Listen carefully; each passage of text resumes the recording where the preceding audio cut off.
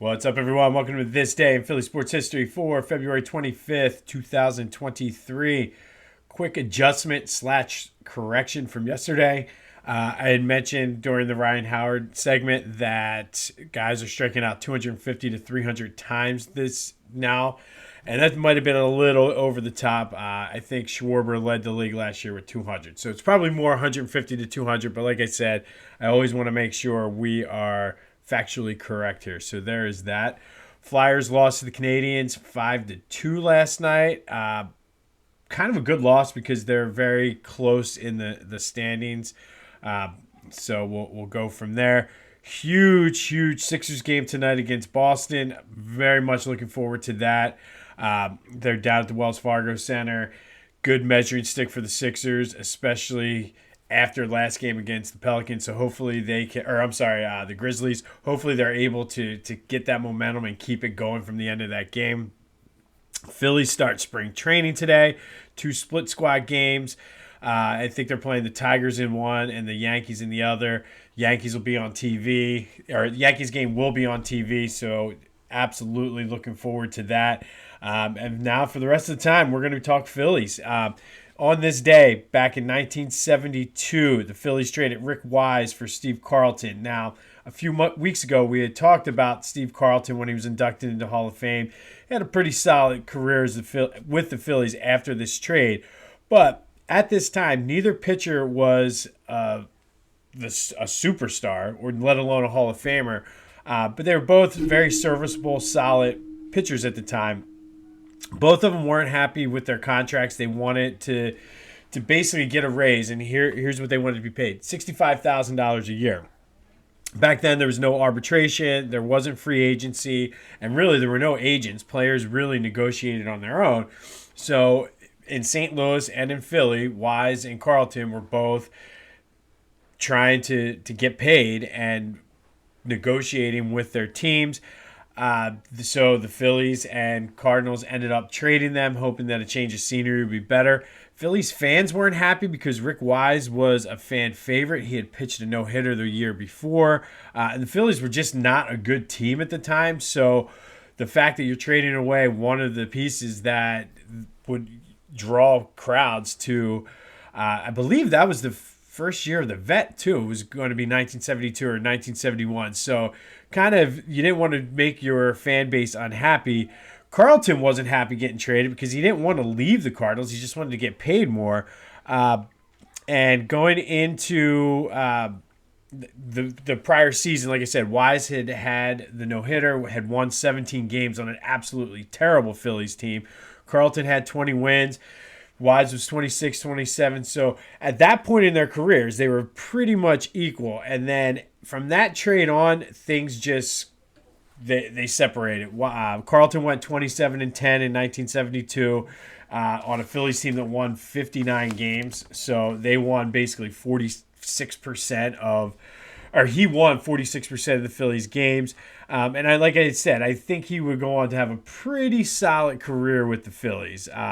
Obviously, we talked about the Hall of Fame, the World Series in '80, 3 Cy Youngs, I think. So worked out pretty well. Rick Wise would end up going on to play for 4 teams, retired in 1982. He did go to the All-Star game in 1973, but I would say that this trade pretty much worked out very well in the Phillies' favor. So on this day, back in 1972, the Phillies traded Rick Wise for Steve Carlton, and the rest, as they say, is history.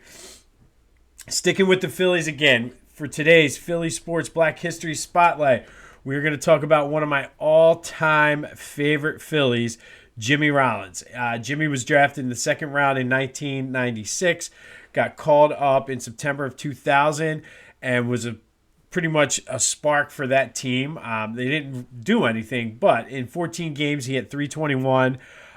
Next year, his first full season, 2001, as a starter, played very, very well. I think he made an all-star game that year as the Phillies' only representative, finished 3rd in the Rookie of the Year voting, but finished behind 2 pretty solid guys, Albert Pujols, who's going to be in the Hall of Fame, and Roy Oswalt, who's probably not going to be in the Hall of Fame, but had a pretty solid career. Ironically enough, also became Jimmy Rollins' teammate later in his career. But some stats on Jimmy Rollins. He was a 3-time All-Star. Never really got the love from the fans he deserved, I feel, during his time. He had that amazing 2007 season where he won the MVP, 4-time Gold Glover. He had a 30-game hit streak between 2005 and it carried over into the 2006 season, which for the National League is the longest, I think, since Pete Rose's. Which at the time, it was the longest since Pete Rose's 44-game hit streak. Like I said, 2000, he was the MVP and actually made the proclamation that the Phillies were the team to beat, and basically rallied that team, and they had that great run late in September to catch the Mets. Always good when we can put some Mets hate on this podcast. But 2008, he was great during that whole entire World Series run. 2009, one of my all-time favorite memories, being in person there, that Game 4 walk-off double in the NLCS. Just that place was... I've never been there for when they won a World Series. So like in 2008, I'm sure it was louder than that for that Game 5. But that 2009 Game 4 of the NLCS, I've never seen Citizens Bank Park as electric as it was. He was traded after 2014, went out west when the Phillies started basically tearing down what was left of those great teams. But one hell of a ride in Philly. He is the Phillies' all-time leader in hits, passing Mike Schmidt.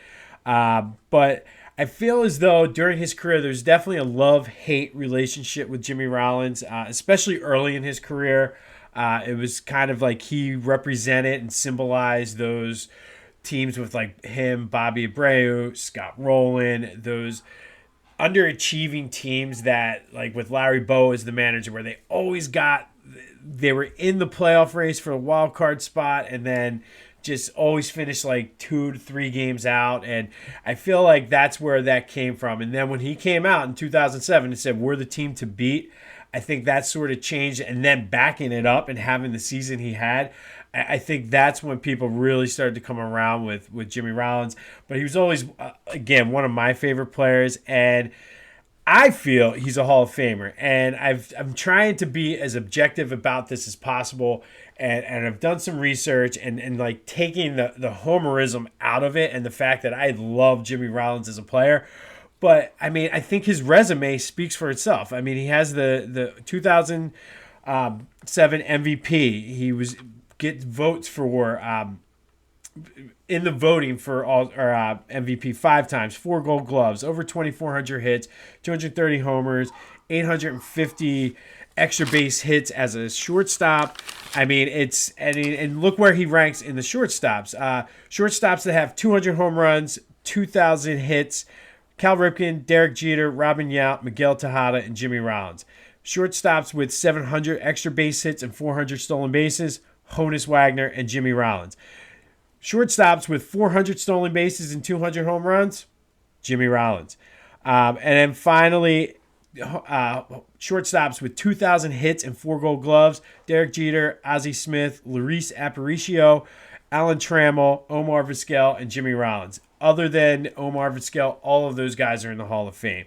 I mean, he's top 15 on all the major offensive categories for shortstops all time. If you do it just in games played at shortstop, he moves to top 8. Like I said, he's the Phillies' all-time hit leader. I say put him in. Put him in the Hall of Fame. The Phillies have yet to retire his number 11, but nobody has worn it. And I think they're waiting to see what's going to happen. But I do think his number 11 will be retired at some point by the Phillies, as well it should be. And here's my question to you, listeners. I would say right now, Jimmy Rollins is the best player in Philadelphia sports history, not in the Hall of Fame. And I think you have a small list right here. Probably Dick Allen, Randall Cunningham, and Donovan McNabb are and Jimmy Rollins. Those are the 4 guys. And where would you rank them? Am I missing somebody from the list? So let me know. But today's Philly Sports Black History Spotlight, Jimmy Rollins. Thank you for all of you have done for baseball in the city of Philadelphia. On this day, the Phillies traded for Rick Wise for Steve Carlton. Go Sixers. Phillies are back in action today, baby. So it's a busy, busy sports day. Go have yourself Saturday. It's supposed to be a cold day here in Philly. So great day to stay inside and watch some sports. But enjoy, and until next time, I'll see you when I see you.